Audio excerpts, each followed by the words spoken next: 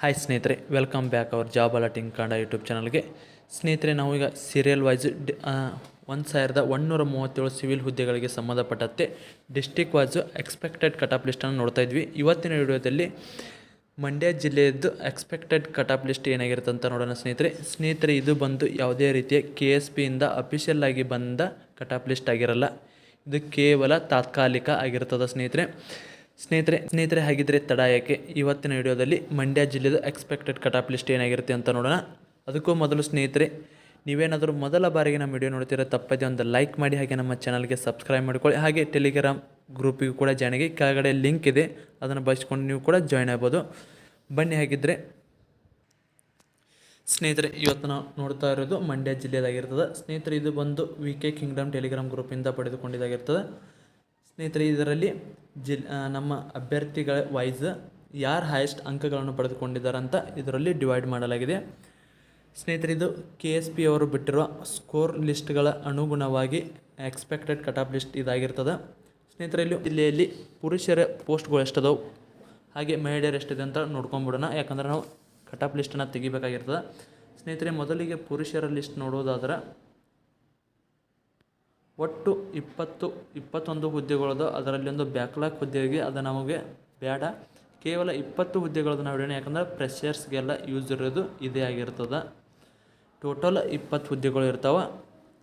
ಇದರಲ್ಲಿ 20 ಹುದ್ದೆಯಲ್ಲಿ 10 GM ಅಭ್ಯರ್ಥಿಗಳಿಗೆ ಸಂಬಂಧಪಟ್ಟಿದ್ದ ಆಗಿರ್ತಾವೆ. GMದಲ್ಲಿ ಇದರಲ್ಲಿ 10ರಲ್ಲಿ 3 ಗ್ರಾಮೀಣ ಅಭ್ಯರ್ಥಿಗಳಿಗೆ ಮೀಸಲಾತಿ ಇದಾವೆ. 1 ಹುದ್ದೆ ಮಾಜಿ ಸೈನಿಕರಿಗೆ. ಒಟ್ಟು 4 ಹುದ್ದೆಗಳು ನೆಗೆಟಿವ್ ಆಗ್ತವೆ. ಇದರಲ್ಲಿ ನಮ್ಮ GM ಅಭ್ಯರ್ಥಿಗಳಿಗೆ ಡೈರೆಕ್ಟಾಗಿ ಆಯ್ಕೆ ಆಗೋರಿಗೆ 6 ಹುದ್ದೆಗಳು ಇಲ್ಲಿ ಖಾಲಿ ಉಳಿತಾವೆ. ಇನ್ನು ಹಾಗೆ ಮಹಿಳೆಯರದ್ದು ನೋಡಿದರೆ ಒಟ್ಟು ಹುದ್ದೆಗಳು ಮಹಿಳೆಯರದ್ದು 7 ಆಗಿರ್ತವೆ. ಇದರಲ್ಲಿ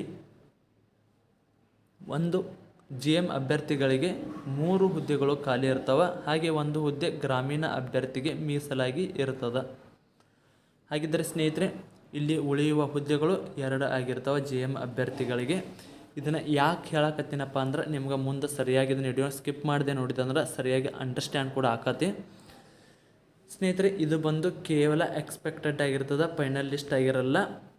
ನಿಮ್ಮದು ಫೈನಲ್ ಲಿಸ್ಟು ನಮ್ಮ KSP ರಿಕ್ವೈರ್ಮೆಂಟ್ ಬಿಡ್ತಾರಲ್ಲ ಹಾಗೆ ನೋಡ್ಕೋಬೋದು. ಯಾಕಂದರೆ ನಾವಿಲ್ಲಿ ಮಾಡ್ತಾ ಇರೋದು ಕೇವಲ ಎಕ್ಸ್ಪೆಕ್ಟೆಡ್. ಅದರಲ್ಲಿ GM ಅಭ್ಯರ್ಥಿಗಳಿಗೆ ಸೆಲೆಕ್ಟ್ ಆದವರು. ಇದರಲ್ಲಿ ಮೀಸಲಾತಿ ಏನು ಕೂರಿರ್ತಿಲ್ಲ ನೀವು.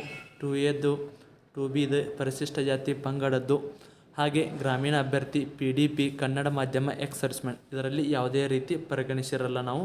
ಕೇವಲ ಸ್ಕೋರ್ಗಳ ಆಧಾರದ ಮೇಲೆ cut off list ಇದಾಗಿರ್ತದೆ expected.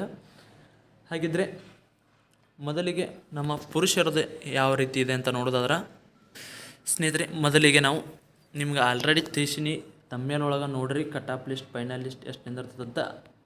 61 point ಅಥವಾ 61 ಮೇಲಿರುವ ಅಭ್ಯರ್ಥಿಗಳಿಗೆ ಮೆಸೇಜ್ ಬರುವ ಚಾನ್ಸ್ ಇದೆ.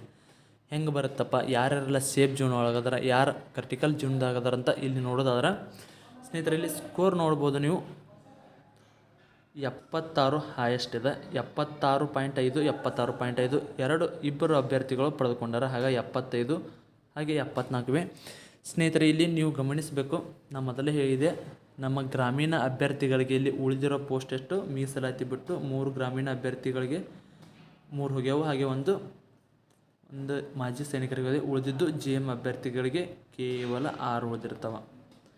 ಇವು ಬಂದು 6 ಏನಿದೆಲ್ಲ, ನೀವು ಫಸ್ಟ್ ಟಾಪ್ 6 ಏನಿದೆಯಲ್ಲ ಇವರಿಗೆ ಮೀಸಲಿರ್ತಾವೆ. ಅದರಲ್ಲಿ ಒಂದು ಲೇಡೀಸ್ ಇದ್ದಾರೆ, ಇವರೊಬ್ಬರು ಮಿಸ್ ಆದರೆ 7ನೇ ಸ್ಥಾನದವರೆಗೆ ಈ ಹುದ್ದೆಗಳು ಇರ್ತಾವೆ. ನಾ ಯಾಕೆ ಈ ರೀತಿ ಹೇಳಕತ್ತೀನಪ್ಪ ಅಂದ್ರೆ, ಇವ್ರಿಗೆ ಅಷ್ಟೇ ಯಾಕೆ ಕೊಡ್ತಾರಂದ್ರೆ ಸ್ನೇಹಿತರೆ, ಇವ್ರನ್ನ ಬಿಟ್ಟು ನಿಮಗೂ ಚಾನ್ಸ್ ಇದೆ. ನಾ ಕೇವಲ ಗ್ರಾಮೀಣ GM ಅಭ್ಯರ್ಥಿದು ಗ್ರಾಮೀಣತಿ ಮೀಸಲಾತಿ ಏನು ಹೇಳಿಲ್ಲ.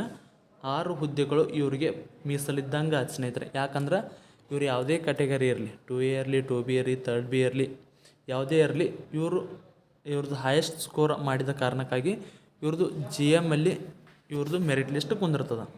ಅಂದರೆ 7ನೇ ಅಭ್ಯರ್ಥಿವರೆಗೂ, ಅಂದರೆ ಮೈಲಾರಲಿಂಗ ಏನು ಮಲ್ಲಿಕಾರ್ಜುನವರೆಗೂ ಇವರು ಸೇಫ್ ಜೋನಲ್ಲಿದ್ದಾರೆ. ಇವರೇನಾದರೂ ಮೆಡಿಕಲ್ ಅಥವಾ ಫಿಸಿಕಲ್ ಏನಾದರೂ ಫೇಲ್ ಆದ್ರೆ ಅವ್ರ ಕೆಳಗಿನ ಅಭ್ಯರ್ಥಿಗಳಿಗೆ ಚಾನ್ಸ್ ಸಿಗುತ್ತೆ. ಇದರಲ್ಲಿ GMನಲ್ಲಿ ಇಲ್ಲಪ್ಪ ನಾವು ಸ್ಕೋರ್ ಮಾಡೀವಿ, ನಮ್ಮ ಕಾಸ್ಟ್ನಲ್ಲಿ ನಮಗೂ ಕೂಡ ಮೆರಿಟ್ ಹೌದು ನಿಂದಿರ್ಬೋದು. ಆದರೆ ಇಲ್ಲಿ ಲೆಕ್ಕಾಚಾರ ಹಾಕ್ತಿರೋದು ಕೇವಲ GM ಅಭ್ಯರ್ಥಿದಾಗಿರ್ತದೆ. ಅದಕ್ಕಾಗಿ ಇವರು ಸೇಫ್ ಝೋನಲ್ಲಿ ಇರ್ತಾರೆ. ಇನ್ನು ಉಳಿದ ಅಭ್ಯರ್ಥಿಗಳಿಗೂ ಕೂಡ ಇಲ್ಲಿ GMಲ್ಲಿ ಬಿಟ್ಟು ಉಳಿದಿರೋದು ನಾವು ಯೋಚನೆ ಮಾಡೋದಾದ್ರೆ ಉಳಿದಿರೋ ಪೋಸ್ಟು 20ರಲ್ಲಿ 6 ಪೋಸ್ಟ್ಗಳು ಇಲ್ಲಿ ಹೋದರೆ ಇನ್ನೂ 14 ಪೋಸ್ಟ್ಗಳು ಇರ್ತಾವೆ. ನೀವು ಇನ್ನು ಬಡದಾಡ್ತಿರೋದು ಇವು 6 ಪೋಸ್ಟ್, ಇವ್ರಿಗೆ 6 ಮಂದಿ ಫಿಕ್ಸ್ ಆಗಿಬಿಟ್ಟಿರ್ತಾವೆ. ಅವರು ಫಿಸಿಕಲ್ ಮೆಡಿಕಲ್ ಪಾಸ್ ಆಗಿ ಹೋದ್ರೆ ಅವ್ರಿಗೆ ಫಿಕ್ಸ್. ಇನ್ನು ಉಳಿದಿರೋ 14 ಪೋಸ್ಟಿಗೆ ನೀವು ಎಷ್ಟು ಟೋಟಲ್ 100 ಅಭ್ಯರ್ಥಿಗಳು ಅಂದರೆ 1:5ಗೆ ಈಗ ಫಿಸಿಕಲನ್ನು ಕರೀತಾರೆ. ಇರೋದು 20 ಪೋಸ್ಟು 1:5 ಮಾಡಿದರೆ 100 ಬರ್ತದೆ. ನೀವು 6 ಪೋಸ್ಟು ಮೈನಸ್ ಮಾಡಿಬಿಟ್ರಂದ್ರೆ 14 ಪೋಸ್ಟಿಗೆ 94 ಜನಗಳು ನೀವು ಪೈಪೋಟಿ ಮಾಡಬೇಕು. ಅದರಲ್ಲಿ ಹೈಯೆಸ್ಟ್ ಅಂಕಗಳನ್ನು ಪಡೆದವರು ಸೆಲೆಕ್ಟ್ ಆಗ್ತಾರೆ. ಅದ್ರ ಜೊತೆಗೆ ಮೀಸಲಾತಿಯಲ್ಲಿ ಯಾರು ಹೈಯೆಸ್ಟ್ ಪಡೆದಿರ್ತಾರೆ ಅಂಕ ಅಂದ್ರೆ ಗ್ರಾಮೀಣ ಅಭ್ಯರ್ಥಿ ಅಂತ ನಾವು ಲೆಕ್ಕಕ್ಕೆ ಇಟ್ಕೊಂಡು ಇಲ್ಲಿ ಗ್ರಾಮೀಣ ಅಭ್ಯರ್ಥಿಗಳಿಗೆ ಜಾಸ್ತಿ ಇದೆ. ಉಳ್ಕೆದು ಯಾವ ಕ್ಯಾಟಗರಿ ವೈಸ್ ಬೇರೆ ಅದಾವೆ. ಅದ್ರ ಗ್ರಾಮೀಣ ಅಭ್ಯರ್ಥಿ ಮೀಸಲಾತಿ ಯಾರು ಕೋರಿತಾರೆ ಅವ್ರಿಗೆ ಜಾಸ್ತಿ ಅದಾವೆ. ಒಂದು ಎಕ್ಸಾಂಪಲ್ ತೊಗೋಣ, 4 ಜನ ಪಾಸ್ ಆಗಿರ್ತೀರ ಅಂತ ಅನ್ಕೋಣ. 4 ಜನ ಫಿಸಿಕಲ್ ಪಾಸ್ ಆಗಿರ್ತೀರಿ, ಮೆಡಿಕಲ್ ಪಾಸ್ ಆಗಿರ್ತೀರಿ. ಈಗ ಗ್ರಾಮೀಣ ಅಭ್ಯರ್ಥಿಯಲ್ಲಿ 3 ಪೋಸ್ಟ್ ಅದ. ಆಗ 3 ಜನನ ಆಯ್ಕೆ ಮಾಡ್ಕೊಳ್ತಾರೆ. ಯಾವ ರೀತಿ ಅಂದ್ರೆ ನೀವು ಪಡೆದ ಅಂಕಗಳು ಒಟ್ಟರದ್ದು ಸೇಮ್ ಬಂದಾಗ ನಿಮ್ದು ಒಟ್ಟರದ್ದು ಗ್ರಾಮೀಣ ಮೀಸಲಾತಿ ಒಳಗೆ ಕುಂದ್ರಸಾಕ ನೋಡಿದಾಗ ಯಾರು ವಯಸ್ಸಿನಲ್ಲಿ ದೊಡ್ಡವರು ಇರ್ತಾರೆ ಅಂದರೆ ಏಜ್ನಲ್ಲಿ ಒಂದೇ ದಿನ ಯಾಕೆ ದೊಡ್ಡವರು ಇರ್ತಾರೆ ಅವರು 3 ಜನನ ಸೆಲೆಕ್ಟ್ ಮಾಡ್ತಾರೆ. 4ರಲ್ಲಿ ನಿಮ್ಮದು ಅಂಕಗಳು ಸೇಮ್ ಅದಾವು. ಹಾಗೆ ಒಟ್ಟರದ್ದು ಗ್ರಾಮೀಣ ಮಾಧ್ಯಮ ಇದ್ದಾಗ ಅಲ್ಲಿ 3 ಜನ ಬೇಕಾಗಿರ್ತಾರಲ್ಲ, ಆ 3 ಜನಗಳನ್ನ ನಿಮ್ಮ ಏಜ್ಗಳ ಡಿಫ್ರೆನ್ಸಿಯನ್ಸ್ ಮೇಲೆ ಆಯ್ಕೆ ಮಾಡ್ತಾರೆ. ಸ್ನೇಹಿತರೆ, ಈಗ ಫೈನಲ್ ಆಗಿ ಲಿಸ್ಟನ್ನು ನೋಡೋಣ. ಇದನ್ನು ಎಲ್ಲ ವಿಡಿಯೋದಲ್ಲಿ ಹೇಳ್ತಾ ಬಂದೀನಿ. ಯಾರು ತಿಳ್ಕೊಂಡಿಲ್ಲ ಅವರಿಗಾಗಿ ಹೇಳಿದ್ದು. ಸ್ನೇಹಿತರೆ, ಇಲ್ಲಿ ಬರೋಬ್ಬರಿ 100 ಜನಗಳನ್ನ ಆಯ್ಕೆ ಮಾಡ್ತಾರೆ. 100 ಜನದಲ್ಲಿ ನಾವು ಕೇವಲ 85 ಜನನ ಮಾತ್ರ ಹಿಡ್ಕೊಳ್ಳೋಣ. ಯಾಕಪ್ಪ ಅಂದ್ರೆ ಅಲ್ಲಿ ಮೀಸಲಾತಿಗಂತೇಳಿ ಕೆಲವು ಜನಗಳು ಹೊರಗೆ ಬೀಳ್ತಾರೆ. ಇಲ್ಲಿ ನೋಡ್ಬೋದು, ನಾವು ಆಗಲೇ ತಿಳಿಸಿರುವಂತೆ 61.5 ಏನು ಪಡೆದಿರಲ್ಲ. ಇದಕ್ಕಿಂತ ಜಾಸ್ತಿ ಪಡೆದವರು ಆಲ್ಮೋಸ್ಟ್ ಎಲ್ಲರಿಗೆ ಫಿಸಿಕಲ್ಗೆ ಮೆಸೇಜ್ ಬರುವ ಚಾನ್ಸ್ ಇದೆ. ಇನ್ನು 15 ಜನ ಏನಿರ್ತಿರಲ್ಲ ಅವರು ಮೀಸಲಾತಿಗೆ ಅನುಗುಣವಾಗಿ ಇದರಲ್ಲಿರುವವರು ಕೂಡ ಕೆಲವು ಜನ ಹೋಗ್ಬೋದು. ಯಾಕಪ್ಪ ಅಂದ್ರೆ ಒಂದೇ ಕಾಸ್ಟಿನ ಜನಗಳು ಅಭ್ಯರ್ಥಿಗಳು ಜಾಸ್ತಿ ಬಂದಿದ್ರಂದ್ರೆ ಈ ಲಿಸ್ಟ್ನಾಗ ನಿಮ್ಮ ಅಂಕಗಳನ್ನು ಜಾಸ್ತಿ ಪಡ್ಕೊಂಡಿದ್ರು ಕೂಡ ನಿಮ್ಮ ಮೀಸಲಾತಿ ಏನು ಕೋರಿರ್ತೀರಿ, ಹಾಗೆ ಜನರಲ್ ಮೆರಿಟಲ್ಲಿ ನೀವು ಬಂದಿರ್ತೀರಿ.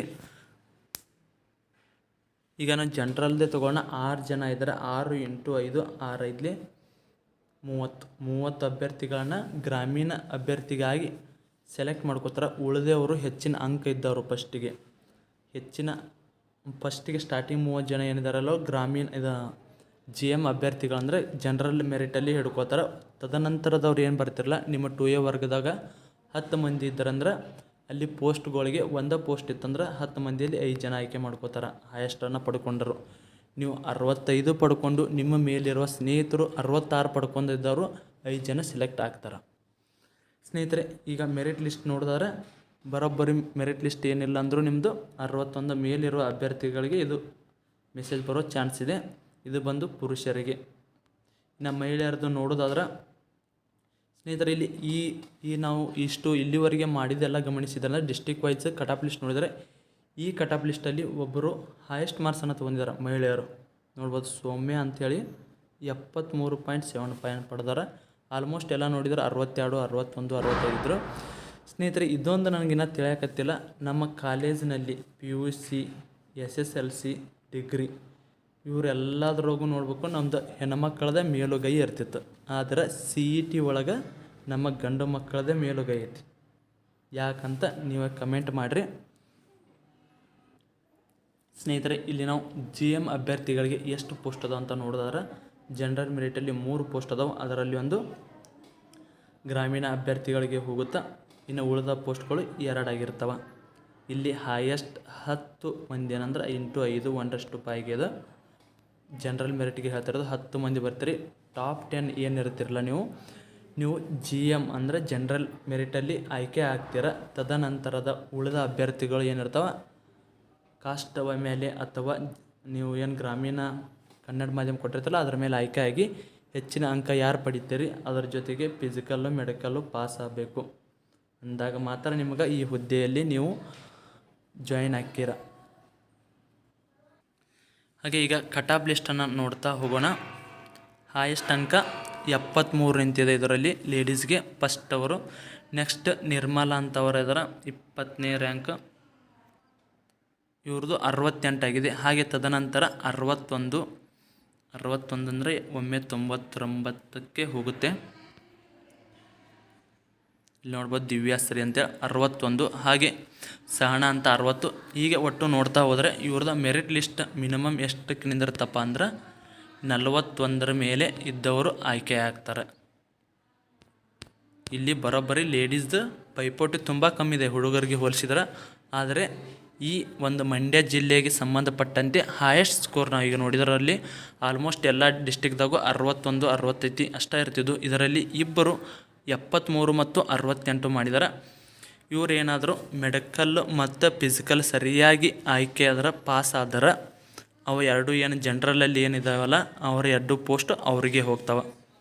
2 × 10 ಜನದಲ್ಲಿ ಇವರು ಹೈಯೆಸ್ಟ್ ಬಂದ್ರಂದ್ರೆ ಇವ್ರಿಗೆ ಹೋಗ್ತಾವೆ. ಉಳಿದ ಪೋಸ್ಟಿಗೆ ನೀವು 35 ಜನ ಇರ್ತೀರ.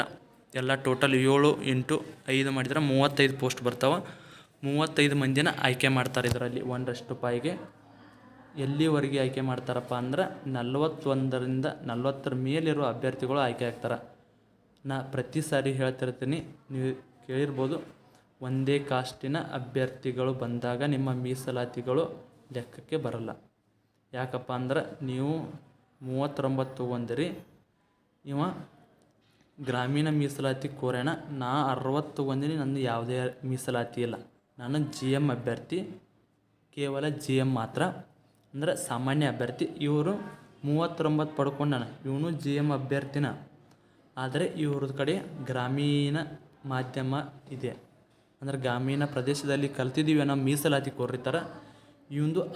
ಇವರು 60 ತೊಗೊಂಡು ಕೂಡ ಸೆಲೆಕ್ಟ್ ಆಗಲ್ಲ. ಇವ್ರದ್ದು 39 ತೊಗೊಂಡು ಕೂಡ ಸೆಲೆಕ್ಟ್ ಆಗೋ ಚಾನ್ಸ್ ಇರುತ್ತೆ. ಯಾಕಂದರೆ ನಿಮ್ಮ ಏರಿಯಾದಲ್ಲಿ ನೀವು ಯಾವ ಅಭ್ಯರ್ಥಿಗಳು ಎಷ್ಟು ಅಂದ್ರೆ ಮೀಸಲಾತಿ ಏನು ಕೋರಿತಲ್ಲ ಆ ಅಭ್ಯರ್ಥಿಗಳು ಅಲ್ಲಿ ಕಡಿಮೆ ಪ್ರಮಾಣದಲ್ಲಿದ್ದರೆ ನೀವು ಆಗ ಸೆಲೆಕ್ಟ್ ಆಗೋ ಚಾನ್ಸ್ ಇರುತ್ತೆ. ಇದು ಬಂದು ನಮ್ಮ KSPಯಲ್ಲಿರುವ ರೂಲ್ಸ್ ಆಗಿರ್ತದೆ. ಸ್ನೇಹಿತರೆ, ಇವತ್ತು ನಾವೀಗ ಟೋಟಲಾಗಿ ನೋಡೋದಾದ್ರೆ ಪುರುಷ ಅಭ್ಯರ್ಥಿದು ನೋಡೋದಾದ್ರೆ ಮೆರಿಟ್ ಲಿಸ್ಟು 61ಕ್ಕಿಂತ ಹೆಚ್ಚಿಗೆ ಬಂದ ಅಭ್ಯರ್ಥಿ 61.5ಕ್ಕಿಂತ ಹೆಚ್ಚಿಗೆ ಬಂದ ಅಭ್ಯರ್ಥಿಗಳಿಗೆ, ಎಲ್ಲ ಅಭ್ಯರ್ಥಿಗಳಿಗೆ ಅಂದರೆ ಮೆಸೇಜ್ ಬರುವ ಚಾನ್ಸ್ ಇದೆ. ಫಿಸಿಕಲ್ಗೆ ಹೇಳ್ತಾ ಇರೋದು 1/5. ಇನ್ನು ಮಹಿಳೆಯರಿಗೆ ಹೋಲಿಸಿದರೆ 40ಕ್ಕಿಂತ ಹೆಚ್ಚಿಗೆ ಪಡೆದ ಅಭ್ಯರ್ಥಿಗಳು, ನಿಮ್ಮ ಸ್ಕೋರು 40ಕ್ಕಿಂತ ಹೆಚ್ಚಿಗೆ ಏನು ಪಡೆದಿರಲ್ಲ ಇವರಿಗೆಲ್ಲ 1/5ಗೆ ಮೆಸೇಜ್ ಬರುವ ಚಾನ್ಸ್ ಇದೆ. ಸ್ನೇಹಿತರೆ, ಇದಾಗಿತ್ತು ಇವತ್ತಿನ ವಿಡಿಯೋ. ಇದರಲ್ಲಿ ಏನೋ ಡೌಟ್ ಇದ್ದರೂ ಕಮೆಂಟ್ ಮೂಲಕ ತಿಳಿಸಿ. ಮತ್ತು ಇದೇ ರೀತಿ ಯಾವ್ದು ಡಿಸ್ಟಿಕ್ದು ಮಾಡಬೇಕಪ್ಪ ಅಂದ್ರೆ ನೀವು ಅದನ್ನು ಕೂಡ ಕಮೆಂಟ್ ಮೂಲಕ ತಿಳಿಸಿ. ಇದು ಬಂದು ಕೇವಲ ಎಕ್ಸ್ಪೆಕ್ಟೆಡ್ ಆಗಿರ್ತದೆ. ನಾನು ಪ್ರತಿ ಸಾರಿ ಹೇಳಿದ್ದೀನಿ, ಅದನ್ನು ಕೂಡ ಗಮನಿಸಿರ್ಬೋದು. ನಾವು ಯಾವುದೇ ರೀತಿಯ ಕಾಸ್ಟ್ ಡಿವಿಷನ್ ಮೀಸಲಾತಿ ಮಾಡಿಲ್ಲ. ಕೇವಲ GM ಅಭ್ಯರ್ಥಿಗಳದ್ದು ಸೆಲೆಕ್ಟ್ ಲಿಸ್ಟ್ ನೋಡಿದ್ವಿ. ಅವರು ಯಾಕಂದ್ರೆ ಜನರಲಲ್ಲಿ ಕೇವಲ ಅಂಕಗಳ ಆಧಾರದ ಮೇಲೆ ಹೈಯೆಸ್ಟ್ ಯಾರು ಪಡ್ಕೊಂಡಿರ್ತಿರಲ್ಲ, ಯಾವುದೇ ಕಾಸ್ಟ್ ನೋಡಲ್ಲ, ಏನು ನೋಡಲ್ಲ. ಅಂಕಗಳನ್ನು ಹೈಯೆಸ್ಟ್ ಪಡೆದವರು GMಲ್ಲಿ ಸೆಲೆಕ್ಟ್ ಆಗ್ತೀರ. ಅದಕ್ಕಿಂತ ಕಮ್ಮಿ ಪಡೆದವರು ನಿಮ್ಮ ಕಾಸ್ಟ್ ಅಥವಾ ನಿಮ್ಮ ಮೀಸಲಾತಿಗೆ ಅನುಗುಣವಾಗಿ ನೀವು ಸೆಲೆಕ್ಟ್ ಆಗ್ತೀರ. ಸ್ನೇಹಿತರೆ, ಇಲ್ಲಿವರೆಗೆ ವಿಡಿಯೋ ನೋಡೋದಕ್ಕೆ ಧನ್ಯವಾದಗಳು. ಮತ್ತೆ ಮುಂದೆ ವಿಡಿಯೋಲಿ ಸಿಗೋಣ. ಶುಭ ದಿನ.